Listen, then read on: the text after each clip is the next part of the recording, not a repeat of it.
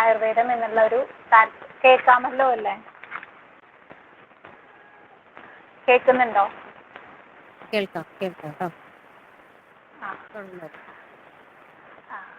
Okay. അപ്പോൾ എനിക്ക് ഒരുപാട് ഗുരുതുല്യരായവരും പരിചിതരായവരും ഈ ഗ്രൂപ്പിൽ ജോയിൻ ചെയ്തിട്ടുണ്ടെന്ന് ഞാൻ മനസ്സിലാക്കുന്നു. എനിക്ക് ഈ വിഷയത്തിൽ താല്പര്യമുണ്ട് എന്നല്ലാതെ അതീതി കവിഞ്ഞ അറിവ് ഇല്ല എന്ന് ആദ്യമേ തന്നെ ഞാൻ മുൻകൂർ ജാമ്യം എടുക്കുകയാണ്. അപ്പോൾ ഞാൻ എനിക്കറിയുന്ന ചില കാര്യങ്ങൾ ഇവിടെ ഷെയർ ചെയ്യാൻ വേണ്ടിയിട്ട് ആഗ്രഹിക്കുന്നു.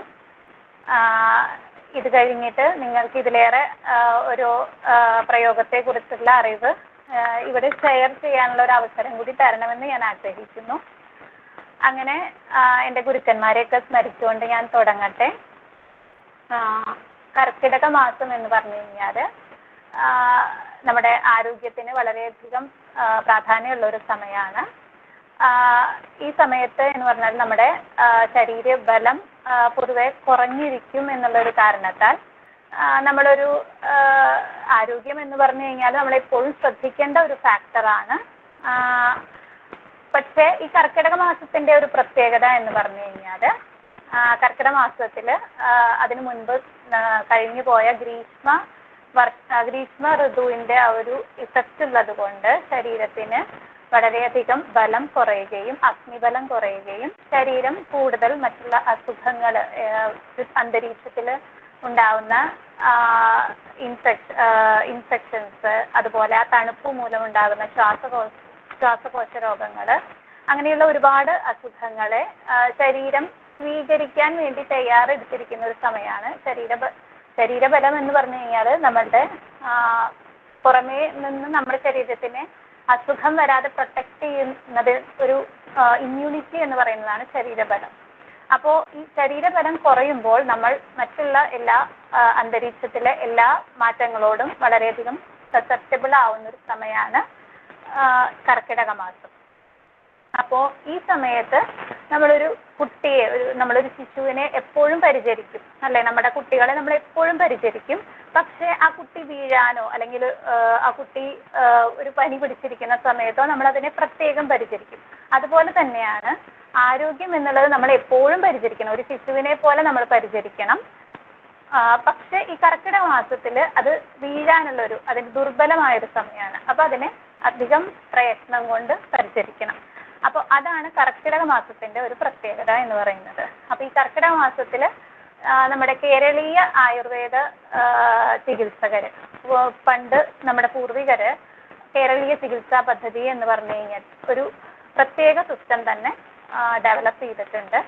അപ്പോൾ അതിൻ്റെ ഭാഗമാണ് കർക്കിടക ചികിത്സ എന്ന് പറഞ്ഞു കഴിഞ്ഞാൽ. അപ്പോൾ ഈ കർക്കിടക ചികിത്സ പലതരത്തിൽ നമ്മുടെ ശരീരത്തിൻ്റെ ശുദ്ധി വരുത്തിയിട്ട് ശരീരത്തിന് ബലം പ്രദാനം ചെയ്യുന്ന പലതരം ചികിത്സാ ക്രമങ്ങളുണ്ട്. അതിൽ നമ്മുടെ ശരീരം ഇപ്പോൾ വയറിളക്കുക, നസ്യം ചെയ്യുക, അങ്ങനെയുള്ള രീതിയിലുള്ള ചികിത്സ പ്യൂരിഫിക്കേഷൻ മെത്തേഡ്സ് ഉണ്ട്. അതിന് പുറമെ എണ്ണ തേപ്പ്, പിന്നെ കർക്കിടക ചികിത്സ, കർക്കിടക കഞ്ഞി, കർക്കിടക ഉണ്ട, അങ്ങനെ മരുന്നുണ്ട, അങ്ങനെയുള്ളൊരു രൂപത്തിലൊക്കെ പലതരത്തിൽ ശരീരത്തിനെ ശുദ്ധീകരിച്ച് ബലം പ്രദാനം ചെയ്യുന്ന പല മെത്തേഡ്സ് ഉണ്ട്. അപ്പോൾ അതിന് ഏറ്റവും ചേർത്ത് വെക്കുന്ന ഒരു പദമാണ് ദശപുഷ്പം എന്ന് പറയുന്നത്. ദശപുഷ്പത്തിനെ പ്രത്യേകം, അതായത് നമ്മുടെ കർക്കിടകം എന്ന് പറയുന്നത് ആചാരപരമായിട്ടും പ്രധാനമായൊരു മാസമാണ്, മാത്രമല്ല ആരോഗ്യപരമായിട്ടുള്ളൊരു മാസമാണ്. ഈ രണ്ട്, ആചാരമായാലും ആരോഗ്യമായാലും രണ്ടിനും ഒരുപോലെ തന്നെ നമ്മൾ പറഞ്ഞു കേൾക്കുന്ന ഒരു പേരാണ് ദശപുഷ്പം എന്നത്. ഈ ദശപുഷ്പം ഏതൊക്കെയാണ്? കറുക, ക്രാന്തി, തിരുതാളി, പൂവാങ്കുരുന്നില, മൂക്കുറ്റി, ചെറുള, നിലപ്പന, കയ്യോന്നി, മുയൽക്കാതു, ഉഴിഞ്ഞ ദശപുഷ്പം. അപ്പോൾ ഇതൊക്കെയാണ് നമ്മുടെ ദശപുഷ്പങ്ങൾ. ദശപുഷ്പങ്ങൾ ഏതൊക്കെയാണ്? കറുക, ചെറുള, പൂവാങ്കുരുന്നില, കൃഷ്ണക്രാന്തി, മുക്കുറ്റി, മോച്ചമി, കഞ്ഞുണ്ണി, നിലപ്പന, ഉഴിഞ്ഞ, തിരുതാളി. ഇതൊക്കെയാണ് ദശപുഷ്പങ്ങൾ. ഈ ദശപുഷ്പങ്ങൾ എന്ന് പറഞ്ഞു കഴിഞ്ഞാൽ അതിൻ്റെ ഒരു പ്രാധാന്യം പറഞ്ഞല്ലോ, ആചാരപരമായിട്ടും ആരോഗ്യപരമായിട്ടും ഒട്ടേറെ പ്രാധാന്യം അർഹിക്കുന്നതാണ് ദശപുഷ്പം. ഈ ദശപുഷ്പം നമ്മുടെ ആയുർവേദത്തിൻ്റെ ഒരു പ്രത്യേകത എന്ന് പറഞ്ഞു കഴിഞ്ഞാൽ വൈഡ് റേഞ്ച് ഓഫ് ആപ്ലിക്കേഷൻസ്, അതായത് ഒരു ഔഷധം എന്നത് കഴിക്കുക സേവിക്കാനുള്ളത് മാത്രമല്ല, അത് പലതരത്തിലുള്ള പ്രയോഗം കൂടി ആയുർവേദത്തിലൂടെ സാധ്യമാവുന്നുണ്ട്. ആയുർവേദം അതിൻ്റെ ആ ഒരു പലതരത്തിലുള്ള പ്രയോഗങ്ങൾ ഉപയോഗപ്പെടുത്തുന്ന ഒരു ശാസ്ത്രമേഖലയാണ്. അപ്പം ദശപുഷ്പം എന്ന് പറഞ്ഞു കഴിഞ്ഞാൽ അത് കൂടുതലും ആചാരപരമായി നോക്കുമ്പോൾ ദശപുഷ്പധാരണം ഏറ്റവും പ്രാധാന്യമായിട്ട് പറയുന്ന ഒരു കാര്യമാണ്. കർക്കിടക മാസത്തിൽ പ്രത്യേകിച്ച്. മാത്രമല്ല പണ്ടുകാലത്തുള്ള സ്ത്രീകൾ ഒരുവിധം മംഗളകരമായിട്ടുള്ള എല്ലാ മുഹൂർത്തങ്ങളിലും ദശപുഷ്പധാരണം ഒരു ശീലമാക്കാറുണ്ട്. അവരൊരു നിർബന്ധപൂർവം ആചരിച്ച് ഇന്നും ഒരു വിഭാഗം ആളുകൾ അത് ചെയ്തു വരുന്നുണ്ട്, നമ്മുടെ മുൻതലമുറയിൽപ്പെട്ടവർ.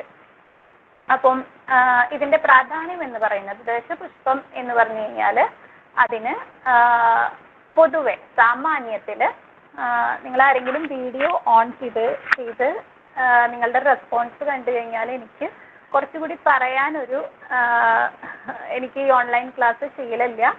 അപ്പോൾ അത് നിങ്ങൾ ഒന്ന് വിരോധം ഇല്ലെങ്കിൽ വീഡിയോ ഓൺ ചെയ്താൽ നന്നായിരുന്നു. അപ്പം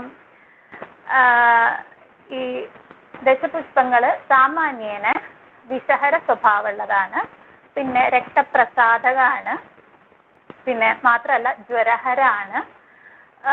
സ്ത്രീകൾക്ക് പ്രത്യേകിച്ച് രക്താശയ ശുദ്ധി വരുത്തുന്നതാണ്. അപ്പോൾ ഇങ്ങനെയുള്ള സാമാന്യ ഗുണങ്ങൾ കൊണ്ട് ഈ കർക്കിടക മാസത്തിൽ പ്രത്യേകിച്ച് ദശപുഷ്പത്തെ നേരത്തെ പറഞ്ഞല്ലോ, കർക്കിടക മാസം എന്ന് പറയുന്നത് ആ മാസത്തിന്റെ പ്രത്യേകത ത്രിദോഷ കോപമാണ്. നമ്മുടെ അന്തരീക്ഷത്തിൽ ജലമായാലും ഭൂമിയായാലും നമ്മുടെ ശരീരമായാലും എല്ലാം ദുഷിച്ചിരിക്കുന്ന ഒരു സമയമാണ്. അപ്പൊ ഈ ഒരു സമയത്ത് നമ്മൾ ദശപുഷ്പം സാമാന്യേന വിഷഹര സ്വഭാവമുണ്ട്, ജ്വരഹര സ്വഭാവമുണ്ട്, മാത്രമല്ല രക്തപ്രസാദം വരുത്തുന്നു. പിന്നെ ഈ ഒരു സമയത്ത് കണ്ടുവരുന്ന നമ്മളുടെ പ്രധാനമായിട്ടും അജീർണം, അതിസാരം ഇങ്ങനെയുള്ള രോഗങ്ങളുണ്ട്.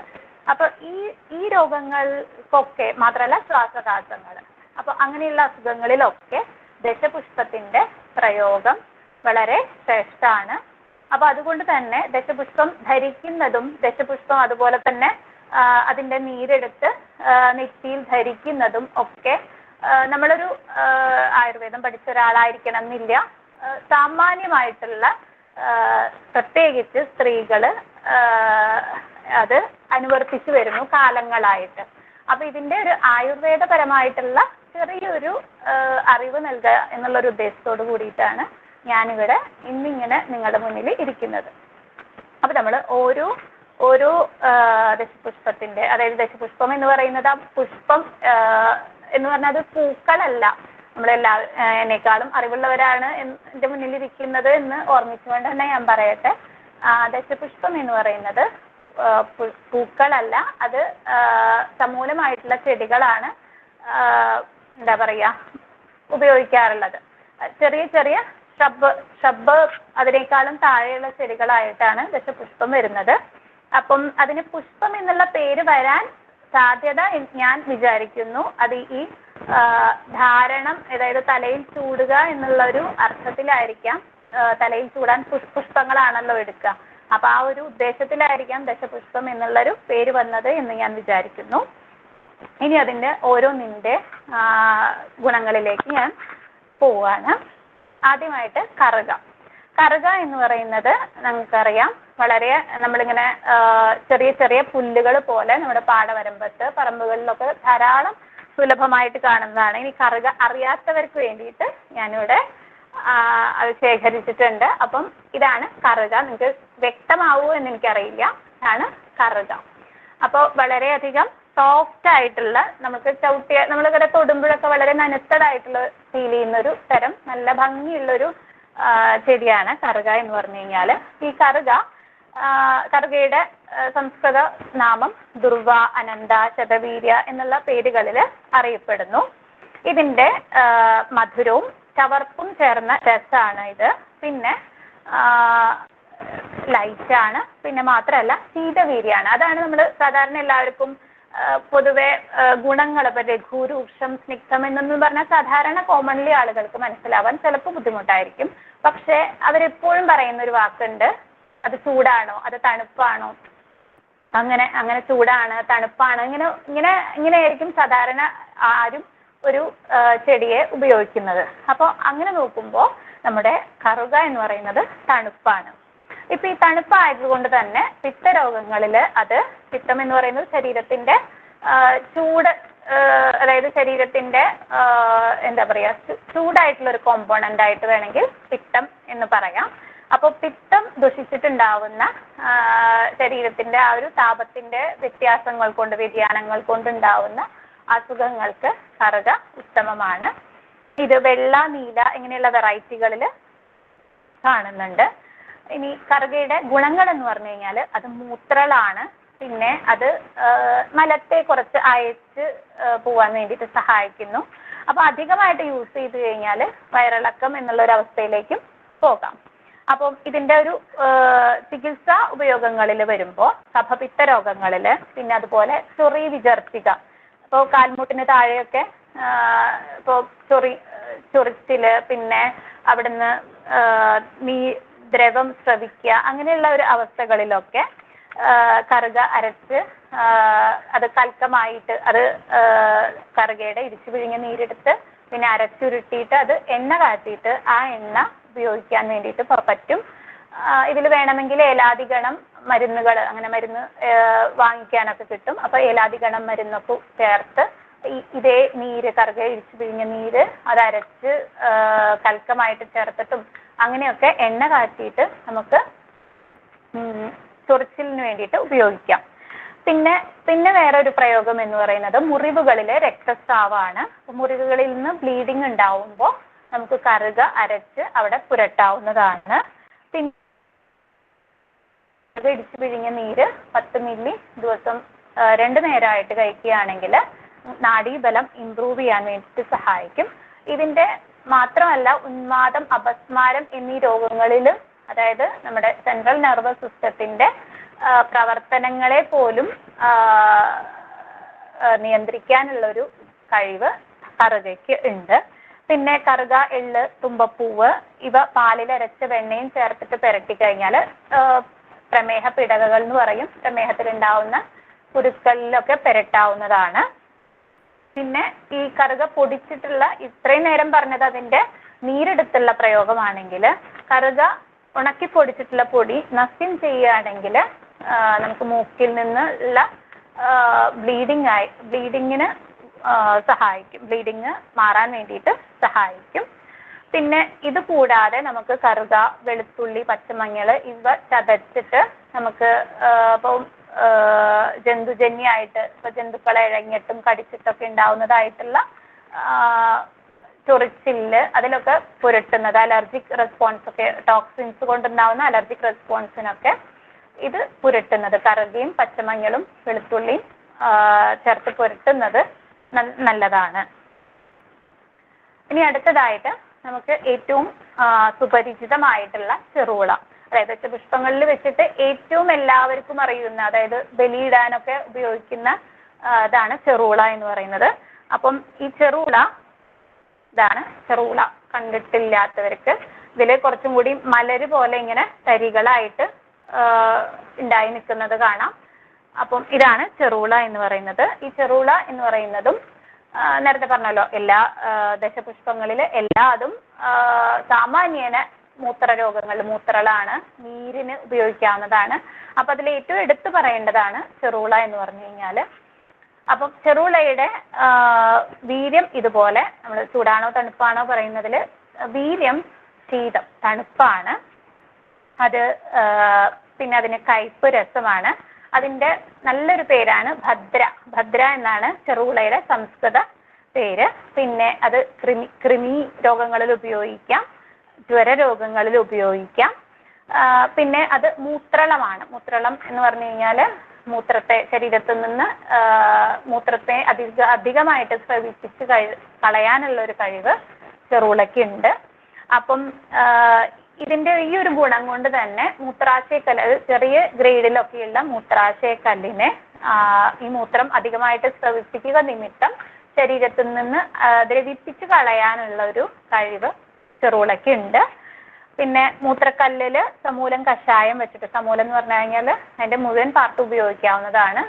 കഷായം വെച്ചിട്ട്, കഷായം വെക്കുക എന്ന് പറയുമ്പോൾ നമ്മൾ തിളപ്പിച്ചിട്ട് വെള്ളം വറ്റിച്ചെടുത്ത് അരിച്ചെടുത്ത് ഉപയോഗിക്കുന്നതാണ് കഷായം എന്ന് പറഞ്ഞു കഴിഞ്ഞാൽ. അങ്ങനെ 10 മില്ലി രാവിലെയും വൈകിട്ടും കഴിക്കാവുന്നതാണ്. പിന്നെ ഇതിന്റെ വേറൊരു പ്രധാന ഉപയോഗം, ചെറുള നമ്മൾ ഏറ്റവും സുപരിചിതമായിട്ട് അറിയേണ്ട വേറൊരു ഉപയോഗം എന്ന് പറഞ്ഞു കഴിഞ്ഞാൽ, നമുക്ക് സ്ത്രീകളിൽ ഒരു പ്രായം കഴിഞ്ഞാൽ, പ്രത്യേകിച്ച് ഡെലിവറി കഴിഞ്ഞാൽ അവര് സ്ഥിരം UTI, അതായത് യൂറിനറി ട്രാക്ട് ഇൻഫെക്ഷൻ എന്നുള്ളൊരു അവസ്ഥ സ്ഥിരമായിട്ട് കണ്ടുവരാറുണ്ട്. അതായത് റെക്കറന്റ് ആയിട്ട് UTI ഉണ്ടാവുന്ന ഒരു അവസ്ഥയുണ്ട്. അപ്പോൾ ആ അവസ്ഥയിലൊക്കെ നമുക്ക് ചെറുള എന്ന് പറയുന്നത് സ്ഥിരം നമ്മൾ മുറ്റത്ത് കരുതേണ്ട ഒരു ചെടിയാണ്. ഇപ്പോൾ നമ്മൾ ചെറുളയും ജീരകവും കൂടിയിട്ടുള്ളൊരു നമുക്ക് വെള്ളം ആയിട്ട് ഉപയോഗിക്കാം. നല്ല ജീരകം വറുത്തെടുത്തിട്ട് അതിലേക്ക് ഒരു സ്പൂൺ ജീരകം, 1.5 സ്പൂൺ ജീരകം വറുത്ത് കഴിഞ്ഞിട്ട് അതിലേക്ക് ഒരു 3 ഗ്ലാസ് വെള്ളം ഒഴിച്ച് തിളപ്പിച്ചിട്ട് അതിലേക്ക് വെള്ളം തിളച്ച് വരുന്ന സമയത്ത് ചെറുള ഒരു കട മുഴുവനോടെ ഇട്ടിട്ട് തിളപ്പിച്ചിട്ട് ഒരു 5 മിനിറ്റ് കഴിഞ്ഞ് കഴിഞ്ഞാൽ അത് അരിച്ചിട്ട് തീ ഓഫ് ചെയ്തിട്ട് അരിച്ചെടുത്തിട്ട്, അത് ചൂടോടുകൂടി ഉപയോഗിക്കരുത്, ചൂടാറിയതിന് ശേഷം, എന്നാൽ തണുക്കുകയും അരുത്. അങ്ങനെയുള്ളൊരു ഭാഗത്തിൽ അങ്ങനെയുള്ള ചെറുള വെള്ളം നമ്മൾ കുടിക്കുകയാണെങ്കിൽ യൂറിൻ ഇൻഫെക്ഷന് നല്ലതായിട്ടുള്ള വ്യത്യാസം ഉണ്ടാവും. പിന്നെ ഗർഭിണികളിൽ ഉണ്ടാവുന്ന ഗർഭിണികളിൽ ഒരു 5-6 മാസം തൊട്ട് കാലിൽ നീര് അനുഭവപ്പെട്ട് തുടങ്ങും. അപ്പം ആ ഒരു നീരിനൊക്കെ ഒരു 7 മാസം ഒക്കെ ഒരു സമയത്ത് ഇതുപോലെ ചെറുള കഷായം വെച്ചിട്ട് അത് ആദ്യം വെള്ളത്തിൽ തിളപ്പിച്ചിട്ട് വെള്ളം വറ്റിച്ച് പകുതിയാക്കി അതിനുശേഷം അതിലേക്ക് പാല് ചേർത്ത് ആദ്യം തിളപ്പിച്ച് വറ്റിച്ച് അങ്ങനെ ചെറുള പാൽക്കഷായിട്ട് ഉപയോഗിക്കുമ്പോൾ ഇങ്ങനെ നീര് വരാനുള്ള സാധ്യത കുറയും. പിന്നെ മാത്രമല്ല പ്രഷർ വേരിയേഷൻ, അത് ഗർഭിണികളിലൊക്കെ ലാസ്റ്റ് മന്തിൽ ഉണ്ടാവുന്ന ഒരു പ്രധാനപ്പെട്ട ഒരു വെല്ലുവിളിയാണ് പ്രഷർ വേരിയേഷൻ. അപ്പം അങ്ങനെയുള്ള പ്രഷർ വേരിയേഷനിലൊക്കെ ചെറുള നമുക്ക് ഉപയോഗിക്കാനായിട്ട് സാധിക്കും. പിന്നെ അടുത്തതായിട്ട് പറയുന്നത് പൂവാങ്കുരുനില. പൂവാങ്കുരുനിലയുടെ വേറെ പേര് സഹദേവി എന്നുള്ളതാണ്. സഹദേവി ഇതുപോലെ ഏറ്റവും ജ്വരഹരമായിട്ടുള്ളൊരു ഔഷധമാണ് പൂവാങ്കുരുനില. അതിന് പലതരത്തിലുള്ള ഇലകളുണ്ട്. പൂവാങ്കുരുനില ഇതാണ് പൂവാങ്കുരുനില. ഒരു വയലറ്റ് നിറത്തിലുള്ള പൂക്കൾ ഉണ്ടാവും. പിന്നെ അതിൻ്റെ ഒരു പ്രത്യേകത പലതരത്തിലുള്ള ഇലകൾ അതുമേ ഉണ്ടാവും എന്നുള്ളത് അതിൻ്റെ വേറൊരു പ്രത്യേകതയാണ്. അപ്പോൾ അത് ഇതുപോലെ കയ്പ് ചേർന്നൊരു രസമാണ്. അപ്പോൾ ഇതിൽ ഉഷ്ണവീര്യാണ്, അതായത് അതിൻ്റെ ഒരു ആക്ഷൻ എന്ന് പറയുന്നത് നമ്മുടെ ശരീരത്തിൻ്റെ ചൂട് വർദ്ധിപ്പിക്കുക എന്നുള്ളതാണ്. ഉഷ്ണവീര്യാണ് പൂവാങ്കുരുനില. ഇത് എന്താ പറയുക, കയ്പ് രസമാണ്. പിന്നെ ഇതുപോലെ തന്നെ മൂത്രളാണ്. സാമാന്യേന എല്ലാ ദശപുഷ്പങ്ങളും മൂത്രളാണ്. പൂവാങ്കുരുനില ഇതുപോലെ മൂത്രകൃച്ഛത്തിൽ ഉപയോഗിക്കാം. മൂത്രകൃച്ഛം എന്ന് പറഞ്ഞു കഴിഞ്ഞാൽ നേരത്തെ മൂത്രാശ്മരി എന്ന് പറഞ്ഞു. മൂത്രാശ്മരി എന്ന് പറയുമ്പോൾ മൂത്രക്കല്ലാണ്. മൂത്രകൃച്ഛം എന്ന് പറഞ്ഞു കഴിഞ്ഞാൽ മൂത്ര തടസ്സമാണ്. അപ്പൊ മൂത്രം പോവാനുള്ള എന്തെങ്കിലും, അതായത് നമ്മുടെ സ്രോതസ്സുകളിൽ ഉണ്ടാവുന്ന എന്തെങ്കിലും തടസ്സങ്ങളായിരിക്കാം. അപ്പൊ അങ്ങനെയുള്ള തടസ്സങ്ങളിൽ ഉണ്ടാവുമ്പോൾ ആ തടസ്സത്തെ നീക്കാൻ വേണ്ടിയിട്ട് പൂവാങ്കുരുനില സഹായിക്കും. അത് മൂത്രമാർഗത്തിന് വികാസം ഉണ്ടാക്കിയിട്ട് മൂത്രപ്രവാഹം ഈസിയാക്കും എന്നുള്ളതാണ് അതിൻ്റെ ഒരു ആക്ഷൻ എന്ന് പറയുന്നത്. അപ്പോൾ അങ്ങനെ മൂത്രളം എന്ന് നമുക്ക് പറയാം പൂവാങ്കുരുനില. ഇതിന് മാത്രമല്ല, അതിന് നീര് വറ്റിക്കുന്നു, പിന്നെ രക്തശുദ്ധി ഉണ്ടാവുന്നു. പിന്നെ അതുപോലെ തേൾവിഷത്തിലൊക്കെ അത് ഉപയോഗിക്കാൻ പറ്റും. പനിയിൽ, അതായത് ജ്വരഹരാണ് സാമാന്യേന ദശപുഷ്പം, അതുപോലെ തന്നെ പൂവാങ്കുരുനിലയും ഏറ്റവും ജ്വരഹരാണ്. പനിയിൽ നമുക്കിത് സമൂലം കഷായം വെച്ചിട്ട് അങ്ങനെ 2 നേരമായിട്ട് കഴിക്കാം. ഇനി ഈ ഒരു കഷായം പതിവായിട്ട് നമുക്ക് കുറച്ച് ദിവസം അടുപ്പിച്ച് കഴിച്ചു കഴിഞ്ഞാൽ മൂത്ര തടസ്സം മാറാനും, നേരത്തെ പറഞ്ഞ മൂത്രകൃച്ഛത്തിൽ നമുക്ക് കുറച്ച് നാൾ അടുപ്പിച്ച് ഇത് കഴിക്കേണ്ടി വരും. ഇതുപോലെ നമുക്കിത് തന്നെയായിട്ട് ഉപയോഗിക്കാം. അതല്ലാതെ ഇതിൻ്റെ കൂടെയായിട്ട് തുമ്പപ്പൂവ്, തുളസിയില, കുരുമുളക്, പൂവാങ്കുരുനില, അങ്ങനെ ഇത് അരച്ചുരുട്ടി ഗുളികയായിട്ട് ഉപയോഗിച്ചിട്ട് കുട്ടികൾക്ക്, അതായത് പനിയിൽ പലതരത്തിൽ ഇത് ഉപയോഗിക്കാം എന്നുള്ളതാണ് ഇവിടെ പറയുന്നത്. പിന്നെ ഈ പൂവാങ്കുരുനിലയ്ക്ക് നമുക്ക് നേത്രരോഗത്തിലും പ്രാധാന്യമുണ്ട്. അപ്പം ഇത് ചെങ്കണ്ണിന് നമുക്ക് ഇല്ലേ കണ്ണ് ചുവന്നിട്ട് നമുക്ക് ചൂട് കൂടുമ്പോഴൊക്കെ ഉണ്ടാവുന്നൊരു ചെങ്കണ്ണ്. അപ്പൊ ചെങ്കണ്ണിന് പൂവാങ്കുരുന്നിലയും ചന്ദനവും അത് പാലിലിട്ടിട്ട് അത് ചതച്ച് അത് നീരെടുത്തിട്ട് അത് അരിച്ചെടുത്തിട്ട് കണ്ണിൽ നമുക്ക് ധാരയായിട്ടോ കണ്ണിൽ എഴുതുകയായിട്ടോ അങ്ങനെ ചെയ്യാം. ഇനി അത് തന്നെ ഈ ഇല മാത്രം ചതച്ചിട്ട് പൂവാങ്കുരുന്നിലയുടെ ഇല മാത്രം ചതച്ചിട്ട് അത് മുലപ്പാലിലോ പശുവിൻ പാലിലോ ചേർത്ത് അത് അരിച്ചിട്ട് അങ്ങനെയും നമുക്ക് നേത്രരോഗങ്ങളിൽ ഉപയോഗിക്കാം. ഇതാണ് പൂവാങ്കുരുന്നില. ഇനി മുക്കുറ്റി. മുക്കുറ്റി എന്ന് പറഞ്ഞു കഴിഞ്ഞാൽ മുക്കുറ്റി അറിയാത്തവരും ഉണ്ടാവില്ല എന്ന് ഞാൻ വിചാരിക്കുന്നു.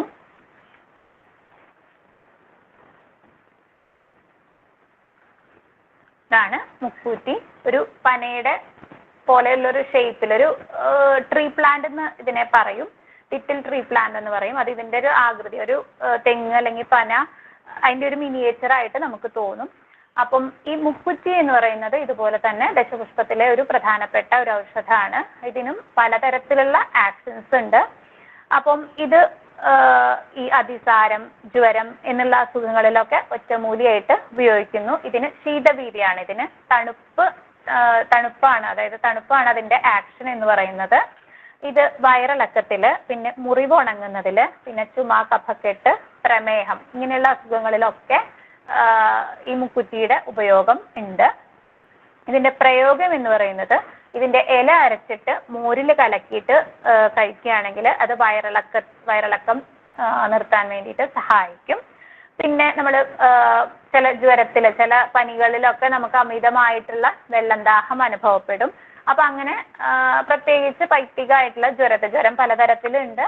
അപ്പൊ അതിൽ പൈത്തിക ജ്വരത്തിൽ നമുക്ക് എന്താ പറയാ അധികമായിട്ടുണ്ടാവുന്ന വെള്ളം ദാഹത്തിന് ഇത് അരച്ച് കലക്കിയിട്ട് വെള്ളത്തിൽ കലക്കി കുടിക്കുന്നത് നല്ലതായിരിക്കും. പിന്നെ ഇത് വ്രണഹരം എന്നുള്ളൊരു വ്രണത്തെ ഉണക്കുക എന്നുള്ളൊരു ക്വാളിറ്റി ഉണ്ട്. അപ്പം അതിലെങ്ങനെയാന്ന് വെച്ചാൽ ഇതിന്റെ ഇല അല്ലെങ്കിൽ വിത്ത് അരച്ചിട്ട് പുരട്ടി കഴിഞ്ഞ് കഴിഞ്ഞാൽ വ്രണം ഉണങ്ങാൻ വേണ്ടിയിട്ട് സഹായിക്കും. പിന്നെ അതിന്റെ പ്രധാനപ്പെട്ട വേറൊരു ഉപയോഗം എന്ന് പറയുന്നത് ഗർഭാശയ ശുദ്ധിയാണ്. അപ്പം പ്രസവാനന്തരം ഇതിന്റെ ഇല ശർക്കര ചേർത്ത് കുറുക്കിയിട്ടൊക്കെ ഉപയോഗിക്കുന്ന രീതി ഉണ്ട്.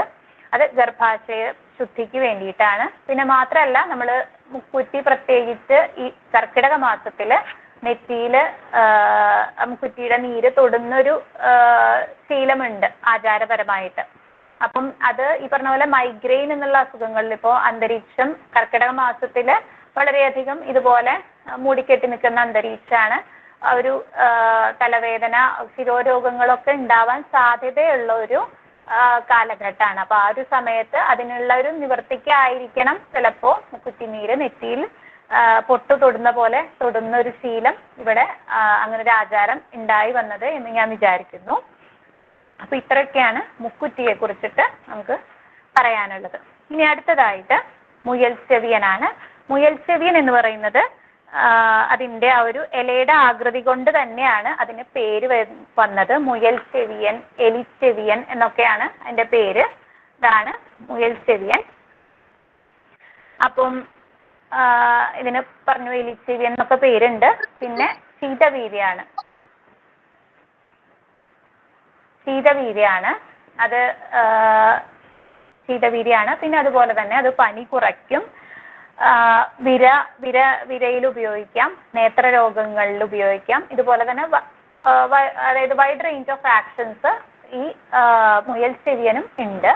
അപ്പൊ അതിൽ പനിയിൽ എങ്ങനെയാന്ന് വെച്ചാൽ സമൂലം എടുത്തിട്ട് ഇടിച്ച് പിഴിഞ്ഞെടുത്ത നീര് അത് തന്നെയാണ് പനിയിൽ ഉപയോഗിക്കുക. 5 മുതൽ 10 ml വരെ ഉപയോഗിക്കാം.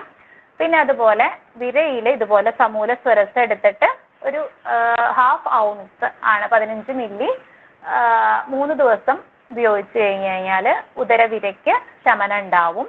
പിന്നെ നേത്രരോഗങ്ങളിൽ എന്ന് പറഞ്ഞാൽ സ്വരസം എടുത്തിട്ട് ഇതുപോലെ തന്നെ ഇടിച്ച് പിഴിഞ്ഞെടുത്ത നീര് നേത്രരോഗത്തിൽ എന്തുപയോഗിക്കുമ്പോഴും നല്ല ഹൈജീൻ പാലിച്ചിട്ട് വേണം കണ്ണിലേക്ക് നമ്മൾ എന്തും ഇൻട്രൊഡ്യൂസ് ചെയ്യണം. അതുകൊണ്ടാണ് പ്രത്യേകം അരിച്ചെടുത്തിട്ട് എന്ന് പറയുന്നത്. അപ്പൊ സ്വരസം അരിച്ചെടുത്ത് കണ്ണിൽ ഇതുപോലെ നിർത്താം. അല്ലെങ്കിൽ കണ്ണിൽ എഴുതാം. അപ്പോൾ അങ്ങനെ പലതരത്തിൽ പ്രയോഗിക്കാം. അത് ശീതവീര്യം എന്നുള്ളൊരു ഗുണം ഉള്ളത്, അതിൻ്റെ ആ ഒരു ശീതവീര്യമാണ്, അതായത് തണുപ്പ് എന്നുള്ളൊരു ആക്ഷൻ ഉള്ളത് കൊണ്ടാണ്, ആ ഒരു ആക്ഷനാണ് നേത്രരോഗങ്ങളിൽ ഇത് ആക്ട് ചെയ്യുന്നത്. പിന്നെ ഇതിൻ്റെ വേറൊരു പ്രത്യേകത എന്ന് പറയുന്നത് ഇത് ബ്ലീഡിങ് പൈൽസിൽ, അതായത് രക്തം സ്രവിക്കുന്ന അർശസിൽ, മൂലക്കുരുവിൽ ഇതിൻ്റെ ഒരു ആക്ഷൻ ഉണ്ട്. അപ്പം അതിലെങ്ങനെയാന്ന് വെച്ച് കഴിഞ്ഞാൽ മോരിൽ അരച്ച് കലക്കി കുടിക്കുക എന്നുള്ളതാണ്. അങ്ങനെ മോരിൽ അരച്ച് കലക്കി മുയൽച്ചെവിയൻ കുടിച്ചു കഴിഞ്ഞ് കഴിഞ്ഞാൽ രക്താർശസിന് ശമനം ഉണ്ടാവും. പിന്നെ വ്രണം, ഇതിൽ നേരത്തെ മുക്കുറ്റി പറഞ്ഞു, മുറിവിൽ ഉപയോഗിക്കുന്ന രീതി പറഞ്ഞു, ഇല അല്ലെങ്കിൽ വിത്ത് അരച്ച് പുരട്ടുന്ന രീതി പറഞ്ഞു. ഇത് ഈ മുയൽ ചെവിയനും അങ്ങനെ ഒരു വ്രണരോപണം എന്നുള്ളൊരു സ്വഭാവമുണ്ട്. അപ്പോൾ ഇതിൽ പറയുന്ന ഒരു പ്രയോഗം എന്ന് പറയുന്നത് ഈ സമൂലം നീരെടുത്തിട്ട്, സമൂലം ഇടിച്ചു പിഴിഞ്ഞ് നീരെടുത്തിട്ട് അതിൽ ഇരട്ടി മധുരം മഞ്ഞൾ, ഇങ്ങനെ ഇരട്ടി മധുരവും മഞ്ഞളും കൂടി അരച്ച് കൽക്കമാക്കി എടുത്തിട്ട് ഇത് എണ്ണ കാച്ചി പുരട്ടാം. അപ്പോൾ എണ്ണ കാച്ചി പുരട്ടാൻ എന്നുള്ളതാണ് ഇതിൻ്റെ പ്രയോഗം. ആ എണ്ണ കാച്ചുന്നതിൽ നീര് എന്ന് പറയുന്നത് ഈ മുയൽ ചെവിയൻ്റെ നീരും പിന്നെ കൽക്കമായിട്ട് അരച്ച് ഉള്ള ഒരു അരച്ചിട്ട് മഞ്ഞളും ഇരട്ടി മധുരവും ഉപയോഗിക്കാം. അപ്പം ഇതാണ് വ്രണത്തിൽ മുയൽ ചെവിയൻ പ്രയോഗിക്കുന്ന രീതി. ഇനി നമുക്ക് ദശപുഷ്പത്തിലെ ഏറ്റവും നമ്മൾക്ക് ഫെമിലിയർ ആയിട്ടുള്ള വേറൊരു ഡ്രഗാണ് കഞ്ഞുണ്ണി എന്ന് പറയുന്നത്. അപ്പം കഞ്ഞുണ്ണി, കഞ്ഞുണ്ണിയെ നമുക്ക് എപ്പോഴും ഏറ്റവും നമ്മൾ ഇപ്പോൾ ടി വി ആഡ്സിലൊക്കെ ഏറ്റവും ഭൃംഗരാജ് എന്ന് പറഞ്ഞ് കണ്ടിട്ടുണ്ടായിരിക്കും. അപ്പം ഈ എല്ലാ ഹെയർ ഓയിലിൻ്റെ പരസ്യത്തിലും ഈ ഭൃംഗരാജിനെ അവരെടുത്ത് പറയും. ഈ ഭൃംഗരാജ് എന്ന് പറയുമ്പോൾ നമുക്ക് എന്തോ വലിയ സംഭവമാണെന്ന്, ആ പേര് അറിയാത്തവർക്ക് നമുക്കത് എന്തോ ആണെന്ന് തോന്നും. പക്ഷെ നമ്മുടെ കയ്യുണ്ണിയാണ് നമ്മുടെ ആ ഒരു ഭൃംഗരാജ് എന്ന് പറയുന്നത്. അപ്പം നമ്മുടെ അമ്മമാരെ ഏറ്റവും കൂടുതൽ മുടി കൊഴിച്ചിലിന് എണ്ണ കാച്ചാൻ ഉപയോഗിക്കുന്ന ഒരു ആയുർവേദ അറിവുമില്ലാത്തവർ പോലും ഉപയോഗിക്കുന്നതാണ് കയ്യൊന്നി എന്ന് പറയുന്നത്. അപ്പം കേശവർദ്ധനമാണ് അപ്പോൾ എടുത്തു പറയേണ്ട കാര്യമില്ല, കേശവർദ്ധനാണെന്ന് എല്ലാവർക്കും അറിയുന്ന കാര്യമാണ്. അപ്പോൾ ഇതിന് വേറെ ചില ഉപയോഗങ്ങളും കൂടി ഉണ്ട്. അപ്പോൾ അതാണ് ഇവിടെ ഞാൻ പറയാൻ പോകുന്നത്. കയ്യുണ്ണി ശിരോരോഗങ്ങൾക്കോ മുടികൊഴിച്ചിലിനോ മാത്രമല്ല, കയ്യുണ്ണിക്ക് നമ്മുടെ യകൃത്ത്, അതായത് ലിവറിൻ്റെ ഫങ്ഷൻ്റെ കാര്യത്തിലും ഒരു പ്രധാന റോള് ഉണ്ട്. ലിവർ പ്യൂരിഫയർ, അതായത് യകൃത്തിൻ്റെ ഫങ്ഷൻസ്, ഇപ്പോൾ കൊളസ്ട്രോള് അല്ലെങ്കിൽ ലിവർ സിറോസിസ്, ജോണ്ടിസ്, അപ്പം അങ്ങനെയുള്ള പല അസുഖങ്ങൾ ലിവറുമായി ബന്ധപ്പെട്ടിട്ട് നമുക്ക് അറിയാം. അപ്പോൾ ഈ ലിവറിൻ്റെ അസുഖങ്ങളിൽ കയ്യുണ്ണിക്ക് നല്ല രീതിയിലുള്ള ആക്ഷൻ പ്രദാനം ചെയ്യാനായിട്ട് സാധിക്കും. അപ്പോൾ ഇത് പലതരം വെറൈറ്റികൾ ഉണ്ടെങ്കിലും വെള്ളപ്പൂവായിട്ട് നിൽക്കുന്ന കയ്യുണ്ണി, ഇതാണ് കഞ്ഞുണ്ണി എന്ന് പറയുന്നത്. അപ്പോൾ ഇതിൽ വെള്ളപ്പൂവാണ് ഉണ്ടാവുക. ഈ ഒരു വെറൈറ്റിയാണ് നമ്മൾ സാധാരണയായിട്ട് ഔഷധങ്ങളിൽ ഉപയോഗിക്കുന്നത്. അപ്പം ഇത് നമ്മൾ പൊതുവെ പറയും മുടിക്ക് തണുപ്പാണ് വേണ്ടത് പറയുമെങ്കിലും നമ്മുടെ കയ്യുണ്ണി എന്ന് പറയുന്നത് ഉഷ്ണവീര്യമാണ്, അത് ചൂടാണ് ശരിക്കും പറഞ്ഞു കഴിഞ്ഞാൽ. അപ്പം ഈ ഉഷ്ണവീര്യം ആയതുകൊണ്ട് തന്നെ അത് സർക്കുലേഷനൊക്കെ നല്ല രീതിയിൽ ഇംപ്രൂവ് ചെയ്യുകയും അങ്ങനെയായിരിക്കാം മുടി വളർച്ചയ്ക്ക് സഹായിക്കുന്നത്. അപ്പം ഇത് കഫവാത രോഗഹരാണ്. കറുക നേരത്തെ പറഞ്ഞു പിത്തരോഗങ്ങളിലാണ് കൂടുതൽ ആക്ഷൻ, പിത്തരോഗങ്ങളിലാണ്. ഇത് കഫവാത രോഗങ്ങളിലാണ് കഞ്ഞുണ്ണിയുടെ ആക്ഷൻ വരുന്നത്. ഇതുപോലെ ലിവർ മെറ്റബോളിസത്തിനെ അത് കറക്റ്റ് ചെയ്യാൻ വേണ്ടിയിട്ട് സഹായിക്കുന്നു. പിന്നെ മുറിവുകളിൽ വ്രണരോപണമാണ്, വ്രണശോധനാണ്, അതായത് വ്രണത്തിൽ എന്തെങ്കിലും ഇൻഫെക്ഷൻസോ എന്തെങ്കിലും പഴുപ്പുണ്ടെങ്കിൽ അതിനെ മാറ്റാനും, അതായത് ശോധനം എന്ന് പറഞ്ഞാൽ അങ്ങനെയാണ്. വ്രണശോധനം എന്ന് പറഞ്ഞാൽ അതിന് പഴുപ്പൊക്കെയുള്ള വ്രണങ്ങളിലെ പഴുപ്പകറ്റാനും മാത്രമല്ല ആ മുറിവിനെ ഉണക്കാനും വേണ്ടിയിട്ട് കയ്യുണ്ണിക്ക് കഴിയും. പിന്നെ മാത്രമല്ല ഇതിന് വേറെ ആക്ഷൻസ് എന്ന് പറയുന്നത് നേത്രരോഗങ്ങളിലും ഇത് ഫലവത്താണ്. അപ്പോൾ ഇതിൻ്റെ ഉപയോഗം എന്ന് പറയുന്നത് ഇപ്പോൾ ലിവർ ഇൻഫ്ലമേറ്ററി ഡിസീസ്, അപ്പോൾ പല ഹെപ്പറ്റൈറ്റിസ്, ജോണ്ടിസ് പോലുള്ള അങ്ങനെയുള്ള ലിവർ ഡിസീസുകളിൽ ഈ സമൂലസ്വരസം ഉപയോഗിക്കാവുന്നതാണ്. അതിൻ്റെ ഒരു ഡോസ് പറയുന്നത് 5 മില്ലി അത് 3 നേരം അങ്ങനെ 5 മില്ലി കുടിക്കുന്നത്, കയ്യൊന്നി ഇടിച്ചു പിഴിഞ്ഞ നീര് കുടിക്കുന്നത് ലിവർ അസുഖങ്ങളിൽ നല്ലതാണ്. മാത്രമല്ല ഇത് അതോടൊപ്പം തന്നെ ദഹനത്തെ ഇംപ്രൂവ് ചെയ്യുകയും ചെയ്യുന്നു.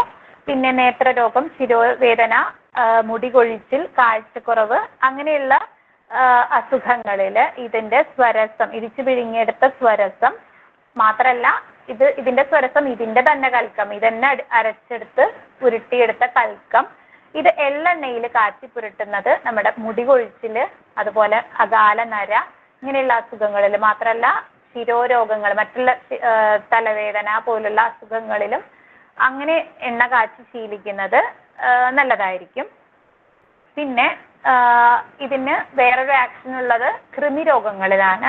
ഈ കൃമിരോഗങ്ങളിൽ ആവണക്കെണ്ണയുമായിട്ട് ചേർത്തിട്ടാണ് കയ്യൊന്നി പ്രയോഗിക്കേണ്ടത്. അത് 30 മില്ലി എള്ളെണ്ണ എടുത്തിട്ട് ആവണക്കെണ്ണ, അതിൽ 1/2 ഔൺസ് 15 മില്ലി ഈ കഞ്ഞുണ്ണി നീരും കൂടി ചേർത്തിട്ട് വെറും വയറ്റിലാണ് കഴിക്കേണ്ടത്. അത് ഒന്നിടവിട്ട ദിവസങ്ങളിൽ കഴിച്ചു കഴിഞ്ഞാൽ കൃമിരോഗങ്ങളിലും ഇതിന്റെ ആക്ഷൻ ഉണ്ട്. അപ്പോൾ നമ്മൾ കഞ്ഞുണ്ണി എന്ന് പറയുമ്പോൾ വെറും മുടിക്ക് മാത്രമുള്ളതല്ല, അത് ശരീരത്തിൽ പറഞ്ഞ പോലെ കൃമിരോഗങ്ങളിൽ, നേത്രരോഗങ്ങളിൽ, പിന്നെ യകൃത്തുമായി ബന്ധപ്പെട്ട രോഗങ്ങളിൽ, അതുപോലെ തന്നെ ദഹന വ്യവസ്ഥയിൽ ഒക്കെ വളരെയധികം ആക്ഷൻ ഉള്ള ഒരു ഡ്രഗാണ് കഞ്ഞുണ്ണി. അപ്പോൾ ഭൃംഗരാജ് ചില്ലറക്കാരനല്ല. ഇനി നിലപ്പന. നിലപ്പന എന്ന് പറഞ്ഞു കഴിഞ്ഞാൽ അത് വളരെ റെയറായിട്ട് കാണുന്ന ഒന്നാണ്. അതായത് കണ്ടു കിട്ടാൻ ഒരു ബുദ്ധിമുട്ടുള്ളൊരു കാര്യമാണ് നിലപ്പന. ശരിക്കും ഒരു പനയുടെ ആകൃതിയിൽ, പനയുടെ മിനിയേച്ചറായിട്ട് കാണുന്നതാണ് നിലപ്പന. ഈ നിലപ്പന എന്ന് പറഞ്ഞാൽ ഇതുപോലെ നമ്മൾ നിലപ്പന നേരത്തെ ഭൃംഗരാജ് എന്ന് പറഞ്ഞ പോലെ എപ്പോഴും എല്ലാവരും കേട്ടിട്ടുണ്ടാവും വേറൊരു പേരിൽ, മുസലി എന്നുള്ള ഒരു പേരിൽ. എല്ലാവർക്കും ചിലപ്പോൾ മുസലി എന്ന് പറയുമ്പോഴേക്കും തന്നെ എല്ലാവർക്കും മനസ്സിലാവും അതിൻ്റെ ഒരു ആക്ഷൻ എന്തായിരിക്കും എന്ന് നമുക്ക് എല്ലാവർക്കും ഊഹിക്കാവുന്നതാണ്. അപ്പം മുസലി ഏറ്റവും പ്രധാനമായിട്ട് വാജീകരണ ഔഷധം ആയിട്ടാണ് ആയുർവേദത്തിൽ ഉപയോഗിക്കുന്നത്. അപ്പം ഇതുവരെ പറഞ്ഞ ഡ്രഗ്സ് ഒക്കെ, അതായത് ഇതുവരെ പറഞ്ഞ കറുക തുടങ്ങി ഇതുവരെ പറഞ്ഞതൊക്കെ നമ്മൾ സമൂലമായിട്ടാണ് ഉപയോഗിച്ചിരുന്നത്. അപ്പോൾ നിലപ്പനയുടെ, അതായത് സമൂലം ഇതിന്റെ ഒരു ഉപയോഗ ഭാഗം എന്ന് പറയുന്നത് സമൂലമായിരുന്നെങ്കിൽ ഇതിന്റെ പ്രധാനമായിട്ടുള്ള ഒരു ഉപയോഗം എന്ന് പറയുന്നത് കിഴങ്ങാണ്. നിലപ്പന കിഴങ്ങാണ് ഉപയോഗിക്കുക. അപ്പം ഇത് മുസലി എന്നുള്ള പേരുണ്ട്, താലമൂലി എന്നുള്ള പേരുണ്ട്. വാജീകരണ ആക്ഷൻ നല്ലതായിട്ടുണ്ട്. പിന്നെ അതിന്റെ കിഴങ്ങാണ് ഉപയോഗിക്കുക. പിന്നെ അതിന് മധുരരസമാണ്. ഇതുപോലെ വാജീകരണം എന്ന് പറഞ്ഞു കഴിഞ്ഞാൽ നമ്മൾ വാജീകരണത്തിൽ പറയുന്ന എല്ലാ ദ്രവ്യങ്ങളും പൊതുവെ ശരീരത്തിന്റെ ബലം കൂട്ടുന്നതായിരിക്കും. അതായത് ശരീരത്തിന്റെ വളർച്ചയ്ക്ക് ഏറ്റവും, അതായത് ഒരു കുട്ടിക്ക് നമുക്ക് എന്തൊക്കെ കൊടുക്കും അത്രയും സൗമ്യമായിട്ടുള്ള കാര്യങ്ങളാണ്, മധുരമായിട്ടുള്ള സൗമ്യമായിട്ടുള്ള കാര്യങ്ങളാണ് കുട്ടികൾക്ക് കൊടുക്കുക. അതുപോലെ തന്നെയാണ് നമ്മുടെ ശരീരത്തിന്റെ ഒരു തരി പോലും ബലം കുറയുന്ന കാര്യങ്ങളായിരിക്കില്ല വാജീകരണ ഔഷധങ്ങളായിട്ട് ഉപയോഗിക്കുക. അതുപോലെ തന്നെ മധുരരസാണ്, ഗുരുവാണ്, പിന്നെ തണുപ്പാണ്, ശീതവീര്യാണ് നിലപ്പന എന്ന് പറയുന്നത്. ഇതിന്റെ യൂസസ് മൂത്ര രോഗങ്ങളിൽ, പിന്നെ വിഷഹരമായിട്ട്, അതുപോലെ എന്താ പറയുക യോനി രോഗങ്ങളിൽ, പിന്നെ രക്തശുദ്ധി വരുത്തുന്നതിന്, പിന്നെ വയറൊന്നയക്കുന്നതിന്, ഇതിനൊക്കെ മുത്തങ്ങയുടെ ആക്ഷൻ ഉണ്ട്. ഇതിന്റെ ഉപയോഗം നമ്മൾ പ്രധാനമായിട്ട് വെള്ളപ്പോക്കില് സ്ത്രീകൾക്ക് ഏറ്റവും കൂടുതൽ ബുദ്ധിമുട്ടുണ്ടാവുന്ന കാര്യമാണ് വെള്ളപ്പോക്ക്. അപ്പൊ ഇത് ഉണക്കി പൊടിച്ചിട്ടുള്ള പൊടി 3 ഗ്രാം മുതൽ 6 ഗ്രാം വരെയാണ് ഡോസ്. അത് ഉപയോഗിച്ച് കഴിഞ്ഞാൽ വെള്ളപ്പോക്ക്, മൂത്രച്ചുടിച്ചില്, അതിപ്പോ ആണിനായാലും വെള്ളപ്പോക്ക് നമ്മൾ സ്ത്രീകളിൽ പറഞ്ഞെങ്കിലും ആണിനും പെണ്ണിനും ഒരുപോലെ ഉപയോഗിക്കാവുന്നതാണ്. മൂത്രച്ചുടിച്ചില് ഈ എന്താ പറയുക ഉണക്കി പൊടിച്ചിട്ടുള്ള പൊടി. അതുപോലെ ഈ ഒരു പൊടി നമ്മൾ കഴിക്കുന്നത് കൊണ്ട് ആണുങ്ങൾക്ക് ലൈംഗികമായിട്ടുള്ള വീക്ക്നെസ് ഉണ്ടെങ്കിൽ, അതായത് ഇപ്പോൾ ഒരു വന്ധ്യത ഉള്ള ഒരു ട്രീറ്റ്മെന്റിലൊക്കെ കേസിൽ അതിനെ ഉണർത്താൻ വേണ്ടിയിട്ട്, ഈ ലൈംഗിക ബലത്തെ ഉണർത്താൻ വേണ്ടിയിട്ട് ഈ മുത്തങ്ങയ്ക്ക് ആക്ഷൻ ഉണ്ട്. അത് ഉണക്കി പൊടിച്ച പൊടിയുടെ കാര്യമാണ് പറഞ്ഞത്. ഇനി പച്ചയ്ക്ക് അത് അരച്ച് പാലിൽ കലക്കിയിട്ട് 7 ദിവസം ഉപയോഗിക്കുകയാണെങ്കിൽ അത് മഞ്ഞപ്പിത്തത്തിലും ആക്ഷൻ ഉണ്ട്. അപ്പൊ കണ്ടില്ലേ, അതിന്റെ ഒരു റേഞ്ച് ഓഫ് ആക്ഷൻസ് നോക്കൂ. ഒരു പ്രത്യേക ഒരു അസുഖം എന്നുള്ളതല്ല, പലതരത്തിലുള്ള ആക്ഷൻസ് ഈ ഓരോ ദ്രവ്യത്തിനും വരുന്നുണ്ട്. അപ്പോൾ നേരത്തെ വാജീകരണ ഔഷധമായിട്ട് പറഞ്ഞു, അതേ ദ്രവ്യം തന്നെ വേറൊരു തരത്തിൽ പച്ചയായിട്ട് അരച്ചിട്ട് അത് ഉപയോഗിക്കുമ്പോൾ അതിന്റെ ഒരു ആക്ഷൻ എന്ന് പറയുന്നത് പാലിലാണ് ഉപയോഗിക്കേണ്ടത്. മഞ്ഞപ്പിത്തം എന്നുള്ളൊരു അസുഖത്തിലും അത് ഫലവത്താണ്. പിന്നെ അതിന്റെ ഇല നേരത്തെ പറഞ്ഞു, കിഴങ്ങാണ് ഉപയോഗിക്കുക. അതിന്റെ മറ്റുള്ള ഭാഗങ്ങൾക്കും ഔഷധ ശക്തി ഉണ്ട്. അപ്പോൾ ഇല കഷായമായിട്ട് നമുക്ക് ചുമയിൽ ഉപയോഗിക്കാം. അതുപോലെ തന്നെ വേദന, നീരോട് കൂടിയിട്ടുള്ള വേദനകൾ, സന്ധികളിൽ വേദന ഉണ്ടാവുമ്പോഴൊക്കെ അത് വേപ്പെണ്ണയായിട്ട് ചതച്ച് ഇതിന്റെ നീരെടുത്തിട്ട് വേപ്പെണ്ണയും മിക്സ് ചെയ്തിട്ട് പുരട്ടി ഉപയോഗിക്കുന്ന രീതിയും ഉണ്ട്. ഇനി ഇതല്ലാതെ നമ്മൾക്ക് ഈ മുസലി എന്ന് പറയുന്ന ഒരു പേര് നമ്മൾ കുറെ സ്ത്രീകൾ ആയുർവേദ ട്രീറ്റ്മെന്റ് പലതരത്തിൽ എടുത്തിട്ടുള്ള സ്ത്രീകൾക്ക് ചിലപ്പോൾ ഫെമിലിയർ ആയിരിക്കും. മുസലി ഖതിരാതി കഷായം എന്നൊരു കഷായം കേട്ടിട്ടുണ്ടാവും. ഇപ്പം ബ്ലീഡിങ്, അതുപോലെ സ്ത്രീകൾക്ക് എപ്പോഴും അധികമായിട്ടുള്ള ബ്ലീഡിങ് ഉണ്ടാവുക, വെള്ളപ്പോക്ക്, അങ്ങനെയുള്ള അസുഖങ്ങളിലൊക്കെ നമ്മൾ മുസലി ഖതിരാതി കഷായം വളരെയധികം ഉപയോഗിക്കാറുണ്ട്. ആ ഒരു മുസലി എന്ന് പറയുന്നത് നമ്മുടെ നിലപ്പനയാണ്. അപ്പൊ സ്ത്രീകളിലെ യോനി രോഗങ്ങളിൽ വളരെയധികം പ്രധാനമുള്ളൊരു ചെടിയാണ് നിലപ്പന എന്ന് പറഞ്ഞു കഴിഞ്ഞാൽ. അടുത്തതായിട്ട് ഉഴിഞ്ഞ. അപ്പോൾ ഉഴിഞ്ഞ എന്ന് പറയുന്നത് ഇന്ദ്രവല്ലി എന്നൊരു പേരുണ്ട് അതിന്.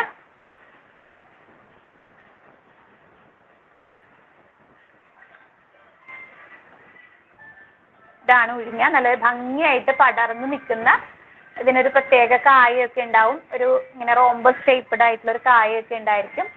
അപ്പം ഈ ഒരു ഉഴിഞ്ഞ എന്ന് പറയുന്നത് അതിന്റെ ഒരു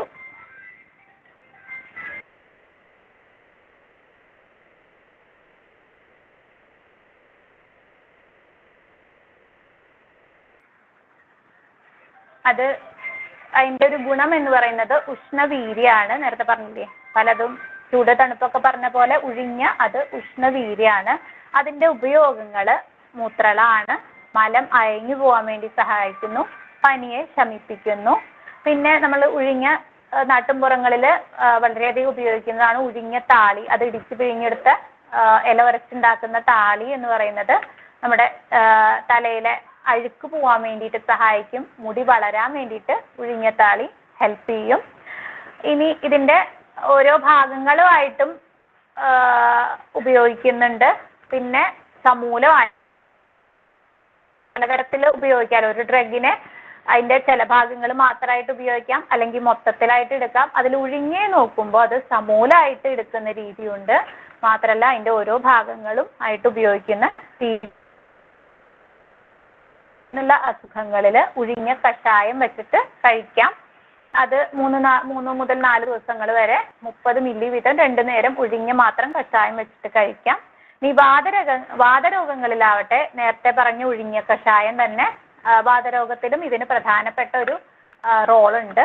15 ദിവസം വരെ ഈ ഒരു കഷായം കഴിച്ചു കഴിഞ്ഞാൽ അത് വാതരോഗത്തിനും നല്ലതാണ്. പിന്നെ നേരത്തെ പറഞ്ഞ പോലെ ഇല അത് താളിയായിട്ട് ഉപയോഗിച്ച് കേശ സംരക്ഷണത്തിന് ഉപയോഗിക്കാം. മാത്രമല്ല അത് എണ്ണ കാച്ചിയിട്ടും മുടി വളരുന്നതിനായിട്ട് ഉഴിഞ്ഞ ഉപയോഗിക്കാം.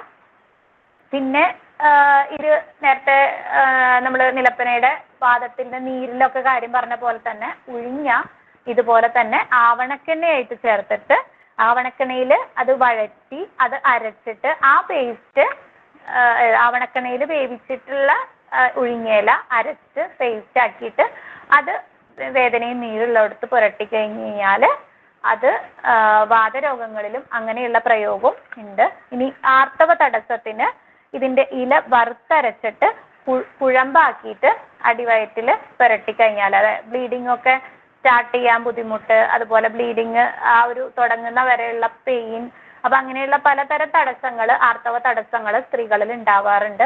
അപ്പൊ ഈ ഒരു കേസിൽ ഇത് വറുത്തിട്ട് അരച്ചിട്ട് നമ്മുടെ അടിവയറ്റിൽ പുരട്ടുകയാണെങ്കിൽ ആർത്തവ തടസ്സത്തിന് അത് നല്ലതായിരിക്കും. ഇനി പറയുന്നത് തിരുതാളിയാണ്. തിരുതാളിയുടെ മറ്റു പേര് ലക്ഷ്മണ എന്നുള്ളതാണ്. അപ്പൊ തിരുതാളി നമ്മൾ കണ്ടിട്ടുണ്ടായിരിക്കും. ഇതുപോലെ തന്നെ ഉഴുങ്ങിയ പോലെ തന്നെ പടർന്ന് നിൽക്കുന്നതാണ്. ഒരു ഭംഗിയുള്ള ഒരു പർപ്പിൾ കളർ പൂവുണ്ടായിട്ട് നമ്മൾ വേലികളിലൊക്കെ ഈ പറഞ്ഞ പോലെ കാണുന്നതാണ് തിരുതാളി എന്ന് പറഞ്ഞു കഴിഞ്ഞാൽ. അപ്പം തിരുതാളിയുടെ മറ്റൊരു പേര് ലക്ഷ്മണ എന്നുള്ളതാണ്. അപ്പോൾ ഇതിനും പലതരത്തിലുള്ള, അതായത് നമ്മൾ എന്താ പറയുക, ലംബാഗോ പോലുള്ള ബാക്ക് പെയിൻ പോലുള്ള കണ്ടീഷൻസ്, പിന്നെ അതുപോലെ നാഡീ സംബന്ധമായിട്ടുള്ള അസുഖങ്ങൾ, പിന്നെ മാത്രമല്ല ഏറ്റവും പ്രധാനപ്പെട്ട തിരുതാളിയുടെ ഒരു ഉപയോഗം എന്ന് പറയുന്നത് സ്ത്രീകളിലെ വന്ധ്യതയാണ്. അപ്പം ഗർഭം ധരിക്കാനായിട്ട് ആഗ്രഹിക്കുന്ന സ്ത്രീകൾ, അതുപോലെ ഗർഭം ധരിച്ചിട്ടുള്ള ആദ്യത്തെ മാസങ്ങളിൽ ഈ അബോർഷൻ എന്നുള്ള ചാൻസ് ഒക്കെ ഉള്ള ഒരു കണ്ടീഷൻസിൽ ലക്ഷ്മണ പാൽക്കഷായമായിട്ടൊക്കെ ഉപയോഗിക്കുന്നത്, ഈ തിരുതാളി ഉപയോഗിക്കുന്ന ഒരു രീതി ഉണ്ട്. അതുപോലെ അടുത്തതാണ് കൃഷ്ണക്രാന്തി. കൃഷ്ണക്രാന്തി നമ്മൾ ഏറ്റവും റയറായിട്ട് ഇപ്പോൾ, അതായത് അന്യം നിൽക്കുന്ന അവസ്ഥ എന്നുള്ള പോലെ അത്രയും റയറായിട്ടുള്ളതാണ്. എനിക്ക് പഠിപ്പിക്കാൻ വേണ്ടിയിട്ട് വളരെയധികം ബുദ്ധിമുട്ടി. അപ്പോൾ കൃഷ്ണക്രാന്തി, അപ്പം കൃഷ്ണക്രാന്തിയുടെ വേറൊരു പേര് എന്ന് പറയുന്നത് ശ്രീ പാർവതി എന്നുള്ളതാണ്. അതിന് ഇതുപോലെ ചൂട് ഉഷ്ണവീര്യാണ്, പിന്നെ അത് ജ്വരഹരാണ്, പിന്നെ അതുപോലെ തന്നെ നാഡി രോഗങ്ങളിലായിട്ട് പലതരത്തിൽ ഉപയോഗിക്കുന്നുണ്ട്. മാത്രമല്ല ഇത് റീപ്രൊഡക്റ്റീവ് ബന്ധപ്പെട്ടുള്ള അസുഖങ്ങളിലും ഉപയോഗിക്കുന്ന രീതി ഉണ്ട്. അപ്പോൾ ഇതൊക്കെയാണ്. പിന്നെ ഇതിന് കൃമിഹരം എന്നുള്ള ഒരു ഗുണമുണ്ട്, വ്രണശുദ്ധി എന്നുള്ളൊരു ഗുണമുണ്ട്. അപ്പോൾ ഇത്രയും പ്രയോഗങ്ങൾ, ഇത്രയും ഈ ഒരു ദശപുഷ്പങ്ങളെ കുറിച്ചിട്ട് ഞാൻ കുറച്ച് ചിലപ്പോൾ അധികം നേരം എടുത്തിട്ടുണ്ടായിരിക്കാം. ഒന്നിച്ച് പറഞ്ഞതുകൊണ്ട് പലരിലേക്കും എത്താനും അത് ബുദ്ധിമുട്ടായിട്ടുണ്ടായിരിക്കാം, കൺഫ്യൂഷൻ ആയിട്ടുണ്ടായിരിക്കാം. അപ്പോൾ ഇങ്ങനെയുള്ള പലതരത്തിലുള്ള ഉപയോഗങ്ങൾ, അതായത് ദശപുഷ്പം എന്ന് പറയുന്നത് നിസ്സാരമല്ല, അതിന് ഇത്രയും ഗുണങ്ങളുണ്ട് എന്നുള്ളതും, ഇതിനെ നമുക്ക് പരമാവധി ഉപയോഗിക്കണം, ഈ ചെടികളെയൊക്കെ നമ്മൾ സംരക്ഷിക്കേണ്ടതുണ്ട് എന്നുള്ളൊരു കാര്യം കൂടി നമ്മൾ ഇപ്പോൾ പ്രത്യേകിച്ച് നമ്മളുടെ ഇപ്പോഴത്തെ മാറുന്ന ആരോഗ്യ സാഹചര്യത്തിൽ നമ്മൾ നമ്മുടെ ബലം കൂട്ടുക എന്നുള്ളതാണ് ഏറ്റവും പ്രധാനമായിട്ട്. അതായത് ഓരോ തരത്തിൽ ഓരോ അസുഖങ്ങളും എന്നും വന്നുകൊണ്ടിരിക്കുകയാണ്. അപ്പോൾ നമ്മുടെ ആചാര്യനൊക്കെ പറഞ്ഞിട്ടുണ്ട്, പലതരത്തിൽ പല പേരിൽ, നമുക്കറിയാത്ത പേരിൽ വരെ അസുഖങ്ങൾ വന്നാൽ പോലും അത് ഏറ്റവും ബേസിക് ആയിട്ട് നമ്മുടെ ശരീരത്തിലെ ത്രിദോഷങ്ങളിൽ അധിഷ്ഠിതമാണ്. അതായത് ശരീരം പ്രവർത്തിക്കുന്നത് വാതപിത്ത കഫം എന്നുള്ളൊരു അധിഷ്ഠാനത്തിലാണ്. അപ്പോൾ ഈ ഒരു ദോഷത്തിന്റെ പലതരത്തിലുള്ള വേരിയേഷൻസ് മാത്രമാണ് ഏത് അസുഖമായാലും ഉണ്ടാക്കുന്നുള്ളൂ. അപ്പോൾ ഈ അസുഖങ്ങളെ നമുക്ക് കണ്ടാൽ പകയ്ക്കേണ്ടതില്ല. പക്ഷെ നമ്മൾ എന്ത് ചെയ്യണം? നമ്മുടെ ബലം കൂട്ടണം. അപ്പോൾ ഈ കർക്കിടക മാസം എന്നുള്ളത് ആചരണത്തിന്റെ പ്രധാനപ്പെട്ടതെന്ന് പറഞ്ഞാൽ നമ്മുടെ ആരോഗ്യത്തെ നമ്മളെ ശ്രദ്ധിക്കാൻ കണ്ടെത്തുന്ന ഒരു സമയമാണ്. അപ്പോൾ ഈ ഒരു സമയം നമ്മൾക്ക് പല തിരുത്തലുകൾ ആവശ്യമാണ്. ഈ തിരുത്തലുകൾ എന്ന് പറയുന്നത് നമ്മൾ ഇന്നലെ വരെ ആവർത്തിച്ച തെറ്റ് നാളെ ആവർത്തിക്കാതിരിക്കുക, നമ്മുടെ ഭക്ഷണ കാര്യങ്ങളിൽ, നമ്മുടെ ചിട്ടകളിൽ, നമ്മുടെ ആചാരങ്ങളിൽ ഒക്കെ നമ്മളൊരു ആരോഗ്യത്തെ പാലിക്കുന്ന രീതിയിലുള്ള അനുഷ്ഠാനങ്ങളെ ആചരിക്കുക എന്നുള്ളത് ഒരു ഉദ്ദേശത്തോട് കൂടിയിട്ടാണ് കർക്കിടക മാസം ആചരണം. ഈ കർക്കിടക മാസം എന്ന് പറഞ്ഞാൽ ആരോഗ്യം എന്ന് പറഞ്ഞാൽ കർക്കിടക മാസത്തിൽ മാത്രമല്ല. അപ്പൊ ഈ ഒരു മാസം നമ്മൾ വളരെയധികം ഡയറ്റൊക്കെ നോക്കി, അത് കഴിഞ്ഞ് ഇനി അടുത്ത ദിവസം തൊട്ട് നമ്മൾ എന്താ പറയുക, ജങ്ക് ഫുഡ്സ് കഴിക്കുക, മറ്റുള്ള ശീലങ്ങൾ, അതായത് ഇത്ര നാൾ നിർത്തിവെച്ച മദ്യപാനായാലും അല്ലെങ്കിൽ എന്ത് തരത്തിലുള്ള ആരോഗ്യത്തിന് ഹാനികരാക്കുന്ന ശീലങ്ങളൊക്കെ നാളെ തൊട്ട് തുടങ്ങി കഴിഞ്ഞാൽ ഈ ഒരു മാസത്തിന്റെ ചര്യയെ കൊണ്ട് യാതൊരു തരം പ്രയോജനവും ഇല്ല. അപ്പൊ അതുകൊണ്ട് കർക്കിടക മാസത്തിൽ മാത്രം ഒതുങ്ങുന്നതല്ല ആരോഗ്യ പരിപാലനം. ഈ ഒരു ആരോഗ്യം എന്ന് പറയുന്നത് നമ്മൾ ഈ ഒരു വർഷത്തെ അല്ലെങ്കിൽ ഇന്നു മുതൽ ശീലിക്കുന്നത് നമ്മൾ ഈ ഒരു ആയുസ്സിനുള്ളത് തന്നെ ആവണം. മാത്രമല്ല ഇത്രയും പ്രയോഗങ്ങൾ പറഞ്ഞു, ഇപ്പോ ആർക്ക് വേണമെങ്കിലും എങ്ങനെ വേണമെങ്കിലും ഉപയോഗിക്കാവുന്നതല്ല ഈ പറഞ്ഞ പ്രയോഗങ്ങളൊന്നും. കാരണം ഇപ്പോൾ ഒരു രോഗം മാത്രമായിട്ട് ആരിലും കാണുന്നില്ല. നമ്മളെപ്പോഴും ഒരു അസുഖം വന്ന് അതിനെ ഒരു മരുന്ന് കൊണ്ട്, ചിലപ്പോൾ അലോപ്പതി ആയിരിക്കാം, അല്ലെങ്കിൽ മറ്റു പല തരം ചികിത്സ ട്രൈ ചെയ്തിട്ട് നമ്മൾ ആ ഒരു മരുന്നും ആ ശരീരവും അല്ലെങ്കിൽ ആ രോഗകാരണവും തമ്മിൽ പലതരത്തിലുള്ള സംഘർഷങ്ങൾ കടന്നുപോയിട്ടുണ്ടാവും. അപ്പൊ ഉറപ്പായിട്ടും ആ ഒരു രോഗത്തിന്റെ മാത്രമല്ല പലതരം ഫാക്ടേഴ്സ് അവിടെ ഇൻവോൾവ് ആയിട്ടുണ്ടാവും. പല ഘട്ടത്തിലേക്ക് അത് മാറിയിട്ടുണ്ടായിരിക്കാം. അപ്പൊ അതുകൊണ്ട് കേവലം ഒരു ഒറ്റമൂലി പ്രയോഗം കൊണ്ട് ഒരു അസുഖത്തെയും മാറ്റാൻ സാധിക്കില്ല. അപ്പൊ അതിന് എന്ത് വേണം? അതിന് നമ്മൾ കൃത്യമായ ഒരു ഡോക്ടറുടെ സേവനം ഉറപ്പുവരുത്തണം. കൃത്യമായി ഡോക്ടറെ കണ്ട് നമ്മുടെ അവസ്ഥയെ ശരിയായ രീതിയിൽ ആ ഡോക്ടർ നമുക്ക് പറഞ്ഞു തരികയും നമ്മുടെ അവസ്ഥയ്ക്കനുസരിച്ചിട്ട് ഒരു ചൊറിച്ചിലിന് നമ്മൾ ഒരു മരുന്ന് പുരട്ടി ആ ഒരു അരച്ച് പുരട്ടിയത് നമുക്ക് മാറി മറ്റൊരാൾക്ക് മാറിക്കൊള്ളണമെന്നില്ല. അപ്പൊ അതുകൊണ്ട് അതാത് രോഗിയുടെ അവസ്ഥയെ മനസ്സിലാക്കാൻ ഒരു നല്ലൊരു ഡോക്ടർക്കേ സാധിക്കുള്ളൂ. അതും പ്രത്യേകം എടുത്തു പറയേണ്ട ഒരു കാര്യം, ഇപ്പോഴത്തെ കാലത്ത് വ്യാജ വൈദ്യന്മാരെ പെരുകുന്ന ഒരു അവസ്ഥയാണ്. അപ്പൊ അതുകൊണ്ട് തന്നെ രജിസ്റ്റേർഡ് മെഡിക്കൽ പ്രാക്ടീഷണേഴ്സിന്റെ അടുത്ത് തന്നെ നമ്മൾ കാണുകയും അത് അവർ പറയുന്ന വിധത്തിലുള്ള മരുന്നുകളും അതുപോലെ തന്നെ ആഹാരചര്യകളും ഒക്കെ നമ്മൾ സ്വീകരിച്ച് അങ്ങനെ നമ്മൾ ആരോഗ്യത്തെ പരിപാലിക്കണം എന്ന് പറഞ്ഞുകൊണ്ട് ഞാൻ എൻ്റെ വാക്കുകൾ നിർത്താണ്. എന്തെങ്കിലും നിങ്ങൾക്ക് അറിയുന്ന അറിവ് നമ്മളോട് ഷെയർ ചെയ്യാം. അല്ല ഇതുപോലെ എന്തെങ്കിലും സംശയങ്ങൾ ഉണ്ടെങ്കിലോ ഒക്കെ ചോദിക്കുകയും ചെയ്യാം.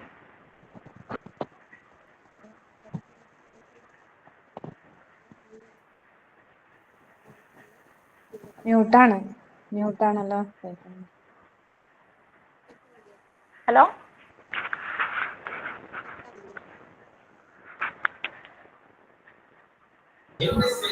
വോയിസ് വരുന്നില്ല.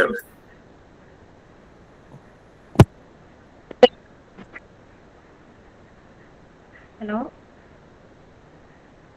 ഹലോ, കേൾക്കുന്നില്ലേ?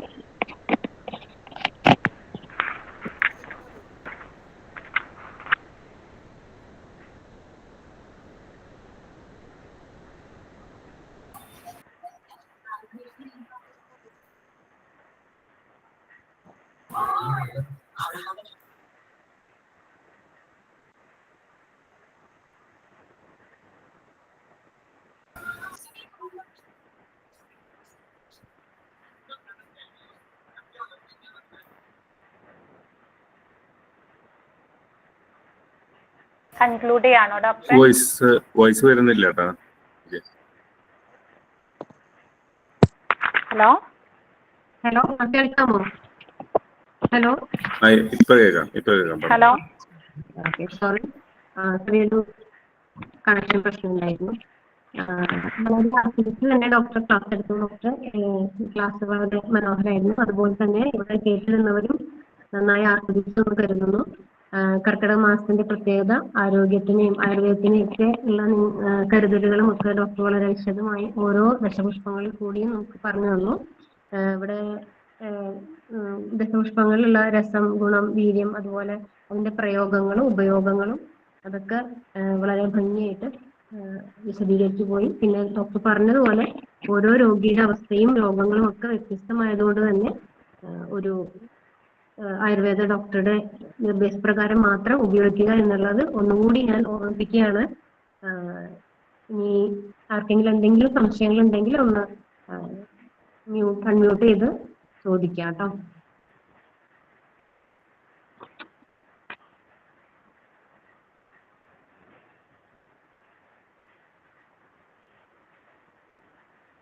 ഡോക്ടറുടെ നമ്പർ ഒന്ന് ഷെയർ ചെയ്യുകയാണെങ്കിൽ ആരെങ്കിലും സംശയങ്ങളോ എന്തെങ്കിലും അഭിപ്രായങ്ങളോ ഉണ്ടെങ്കിൽ ഡോക്ടറെ നേരിട്ട് അറിയിക്കുകയും ചെയ്യാം.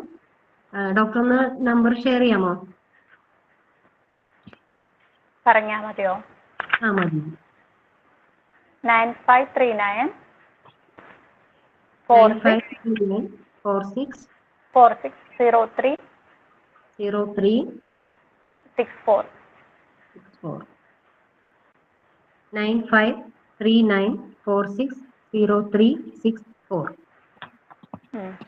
എന്തെങ്കിലും സംശയങ്ങൾ ഉണ്ടെങ്കിൽ ഇപ്പൊ തന്നെ അൺമ്യൂട്ട് ചെയ്ത് ചോദിക്കാം. അതല്ലെങ്കിൽ നമുക്ക് ക്ലാസ് വൈൻഡപ്പ് ചെയ്യാം.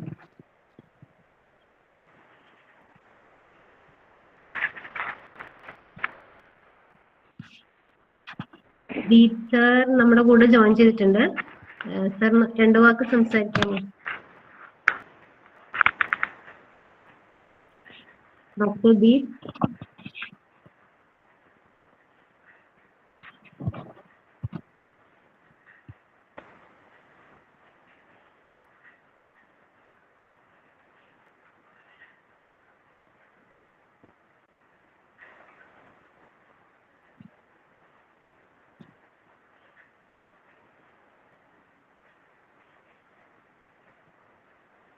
പ്രത്യേകിച്ച് ഒന്നും ഇല്ലെങ്കിൽ നമുക്ക് വൈൻഡപ്പ് ചെയ്യാം. സമയം 9 മണിയോട് അടുക്കുന്നു അല്ലേ ഡോക്ടറെ? Thank you. ഇങ്ങനൊരു അവസരം തന്ന AMAക്ക് ഞാൻ വളരെയധികം എന്റെ നന്ദി അറിയിക്കുന്നു. Thank you. Thank you all. Thank you for joining. ഇനി അടുത്ത ക്ലാസ്സിലും നിങ്ങളുടെ സഹകരണം പ്രതീക്ഷിച്ചുകൊണ്ട് നിർത്തുന്നു. Thank you.